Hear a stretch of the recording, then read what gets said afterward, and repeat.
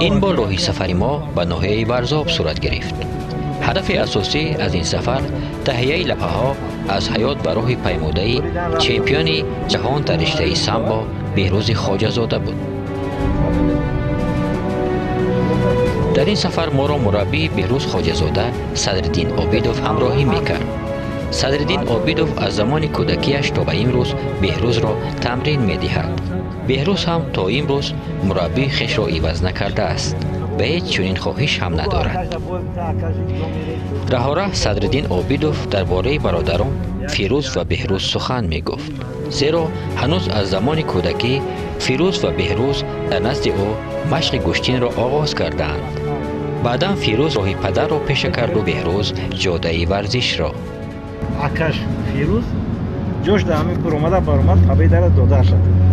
داده شد بعد خیلی دیگه معلم های بحث بسیار کرد. خیلی چمکی و هرچون ورزشگر اخچون میدونن در این بالای گلیم جای اکوداداری نیست. زور باید زور باشد. پس از چند به دهه هوشیاری ناحیه ورزاب رسیدیم. در درآمدگاه حولی ما را برادر بهروز فیروز پیشواز گرفت.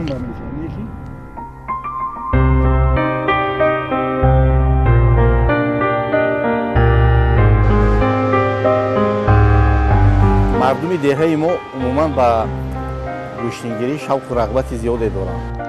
پدر بهروز سعدالله خواجه‌زاده اختصاصش حقوق‌شناس است. در آغاز از تاریخ دهه هوشیاری یادآور شد. دهه ما دهه هوشیاری ناحیه ورزاب این سال 1961 بعد از سیلی که در همین دهه بالا از همون کوه می آید اینجا کوچیده می آید. از سال 1961 این جانب همین دهه تشکیل شدگی در عائله ما 6 نفر فرزند دارم. 4 تا دختر 2 تا پسر. فرزند کلامی هم فیروز و فرزند دویم از پسران بهروز می باشد و 4 دختری دیگر دارم. سعدالله خواجه‌زاده در گذشته خود گوشتین می گرفته است. بنا به گفته او گوشتین گرفتن برای آنها یک نوع پیوند اولادی دارد. عائله این نیست که در همون عائله یگان نفر گوشتینگیر نباشد و این مهر از زمانهای قدیم در دل هر یک ساکن همین دهه مونده است. از جمله در عائله ما هم از بابای و پدر و عمکان و برادران من با این نمود ورزش بسیار شوق و رغبت زیادی دارند. اما هنوز در وقت جوانی من نیز با گوشتین ملی تاجیکی شوق داشتم و گوشتین میگرفتیم. بهروز از سن 10-11 سالگی با ورزش سر کرده است و او رو با نزد مربی استاد عابدوف صدرالدین بردیم و از همان وقت تا به این جانب و به تغییر دادن مربی خود ورزش خود را ادامه داده ایستاده است. مادر بهروز موجیگور مشغول کارهای خانوادگی بود. بهروز برای خیرخوش کردن از شهر به خانه‌شان آمده بود. زیرا آن شام برای تکمیل و اجرای مشق‌های تعلیمی و تمرینی به شهر مسکو سفر می‌کرد. دورهای بچگیشان در دهه تا صنف یک بهروز تحصیل را در مکتب رقم 3 گذراند. بعد از آن به شهر دوشنبه رفتیم و تحصیل را در اونجا در مکتب 95 در کودکیش و بسیار ورزش را گوشتین را دوست می داشت. با بچه های همسایه گوشتینگیری میکرد. در نوروزی ها برآمد میکرد. همیشه غالب می آمد. در خانه همه فرزندان بهترین هم. بهروز سحر میره مشق تا ساعت 10 می بیا باز یک تا ساعت 5 استراحت میکنم باز با مشق میره.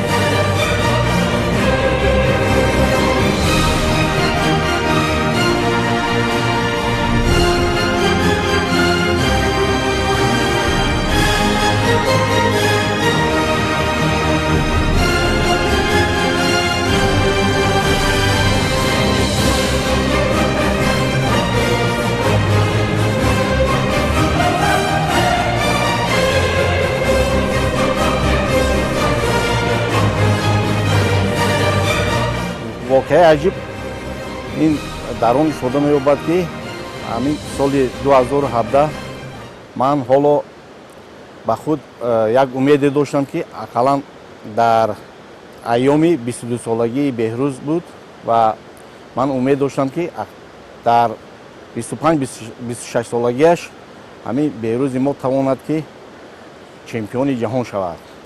вале ҳамин дар натиҷаи кӯшишу заҳмату меҳнатҳои ҳамавақтаи ҳам Беҳрӯзу ҳам устодонаш вай тавонист ки новобаста аз он ки ман умед ҳанӯз баъди 4 сол доштам, вай дар 4 сол қабл дар синни 22-солагиаш тавонист ки ҳамин қуллаи баланди варзиширо фатҳ кунад ва ин албатта барои ман як рӯйдоди нав буд ва умуман барои ҳар як миллати тоҷик ба фикр мекунам рӯйдоди таърихӣ буд ва ин барои ман албатта фаромӯшнашаванда аст.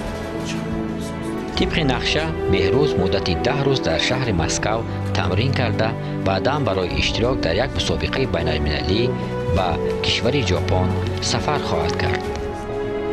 мо насиб бошад раводиди давлати ҷопонро интизор ҳастем дар рӯзҳои 22-24 ноябр дар давлати ҷопон шаҳри Осака гранд-слам баргузор мегардад ва мо нақша дорем дар ин мусобиқа иштирок намоем. пеш аз иштирок кардан дар ин мусобиқа мо дар машқҳои дастаҷамъона иштирок мекунем. кӯшиш менамоем ки дар ин мусобиқоти гранд-слам парчами давлати азизамонро баланд бардорем. дар саҳни ҳавлӣ бо бародарзодаи Беҳрӯз Меҳрубон Ҳафизов дучор омадем. ӯ низ дар варзиши сабук ва лижаронӣ тамрин мекунад, гарчанде ки забони гӯё надорад. Меҳробиддин 2 маротиба дар мусобиқаи байналмилалӣ барои варзишгарони имконияташон маҳдуд иштирок карда мақоми аввалро соҳиб шудааст. бори аввал аз намуди варзиши зимистона соли 2017 дар кишвари Австрия ва аз намуди давидан соли 2018 дар Аморати Муттаҳидаи Араб.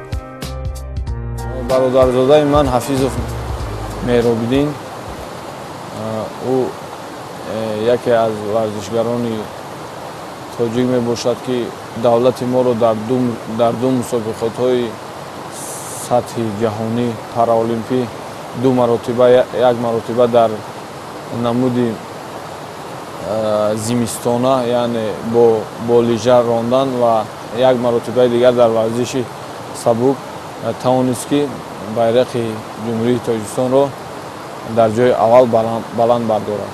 бародарзодаам Ҳафизов Меҳробиддин таманно дорам ки ӯ дар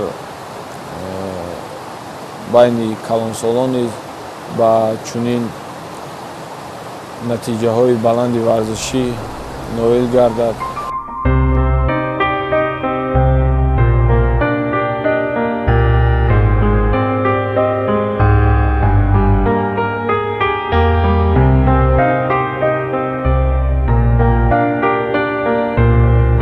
Меҳробиддин ҳам бисёр бачаи хоксор аст, бисёр бачаи беҳтарин аст.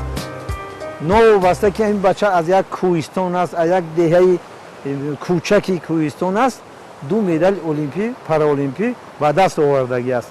не ки хас ҳамин камтар як нуқсони худои таоло ба он кас ҳамин сухан гуфтанро яъне ки бигем ки надодааст, не ки фаҳмишу лаёқату маҳорати он кас дорад. бовар кунед, ман тааҷҷуб мешавам ки чӣ хел қудратҳо дорад.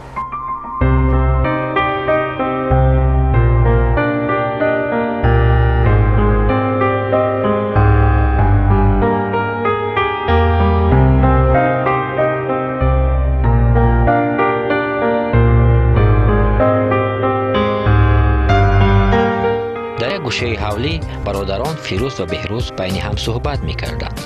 Беҳрӯз аз як мусобиқаи замони донишҷӯӣ ки он замон бародараш дар донишгоҳи миллӣ таҳсил мекард ёдовар шуд. мо боре дар як мусобиқаи ҷоми ректори донишгоҳи миллии ҷумҳурии Тоҷикистон мо дар як вазн ҳар ду иштирок намудем ва чӣ хеле шуд ки мо ба финал ба охири финалӣ баромадем ва ман мехостам ки ғолибиятро ба бародарам диҳам, аммо пеш аз ман бародарам дасти маро боло бардоштанд ва ғолибиятро ба ман ҳадия намуданд. Шояд ин сабаб шуд ки ман ба чунин натиҷаҳои баланди варзишӣ ноил гаштам. баъдан қабл аз сафари дур мураббияш Садриддин Обидов Беҳрӯзро барои дар табиат тамрин кардан бурд. гурӯҳи наворбардории мо ҳам онҳоро ҳамроҳӣ карданд.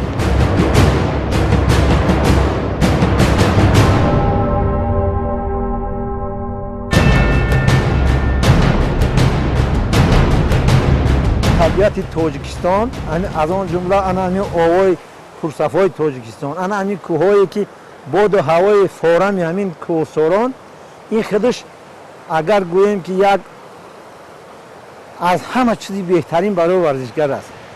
барое ки устоди мо шодравон Саидмин Раҳимов доимо вақте ки мо таги дасти он кас машварзӣ мекардем, ҳаракат мекард ки дар машқҳои тамринҳои дастаҷамӣ дар ноҳияҳои анамихел баландкӯҳи ба монанди ноҳияи Ховалин, Сари Хосор, анамихел кӯҳҳои сарбаланд тамринҳои худашро гузаронанд ва ба мо доимо тавсия медод ки шумо ҳаракат кинед ки ба ҳамун ҷавонписарон ки ана ҳамин ватани кӯҳсор, ана ҳамин боду ҳаво, ана ҳамин оҳои зелола хурдаги анаҳо дастпарвар гирем.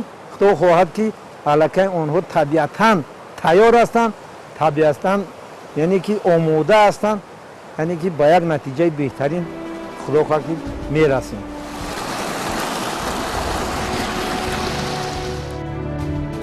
баъд аз гарм кардани бадан ва давидан, устоду шогирд барои иҷрои машқҳои амалӣ сари теппаеро ихтиёр карданд.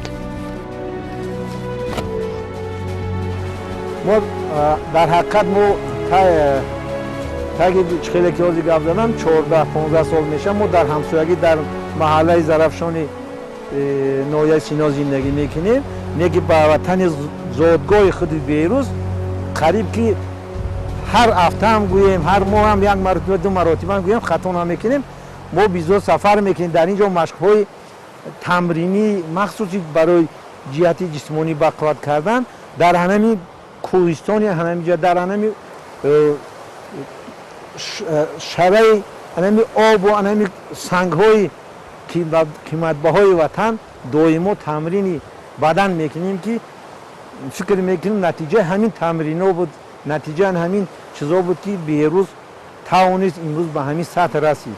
аллакай як чизи дигаро ман қайд кардам ки обу дону боду ҳавое ки имрӯз дар ин ватан ҳаст, ин худ як витаминизатсия гӯем, як махсус ба варзишгар чизҳое медиҳад ки ино ба ягон чиз яъне иваз карда намешавад. беҳрӯз хоҷазода баъди ғолибият дар чемпионати ҷаҳон оид ба самбо куштини зудоро ихтиёр кард. бисёр мехоҳад ки дар ин ҷода ҳам муваффақ гардад.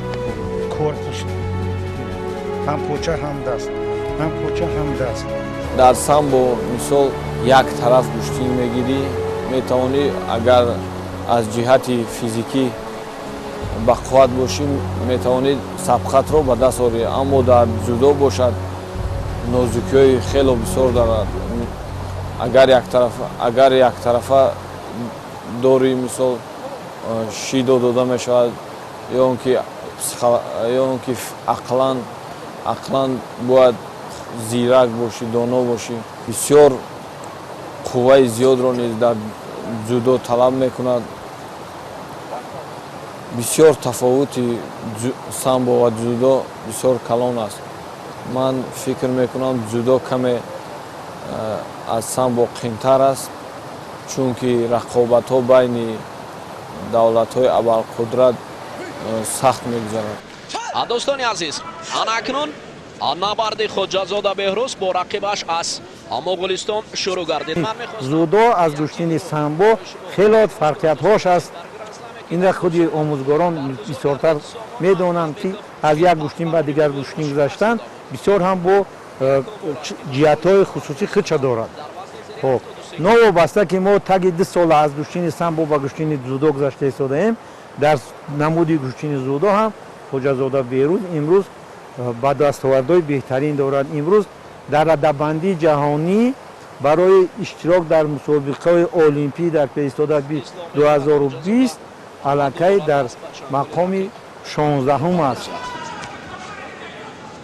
аммо ба ҳар ҳол бояд анами кору барои чӣ таъҷилан иҷро намекунад. офарин ва заре ҳатто импон офарин импон то соли нав мо ду мусобиқаи сатҳи байналмилалӣ дар пеш дорем. яке дар худи ватани куштини зудо Япония.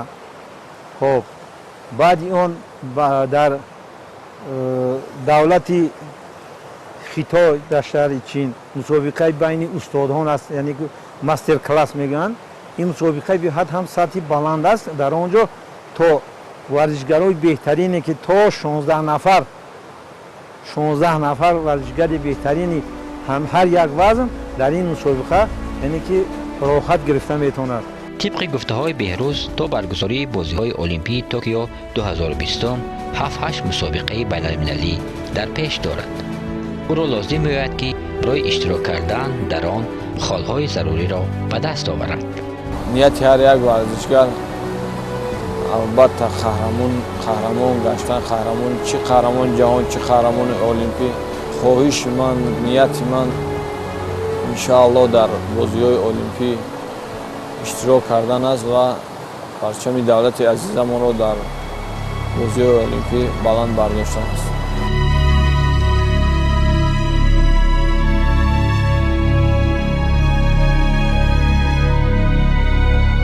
орзу умеди мо ҳамин аст ки ҳамин Беҳрӯз Хоҷазода дар ин мусобиқа бо як сари баланд, бо як рӯҳу илҳоми тоза баромад кунаву ҳамин ватану ҳамин миллати моро яъне ки дар сатҳи ҷаҳонӣ маърифӣ карда тавонад ва роҳхати олимпиро ба даст биёрад.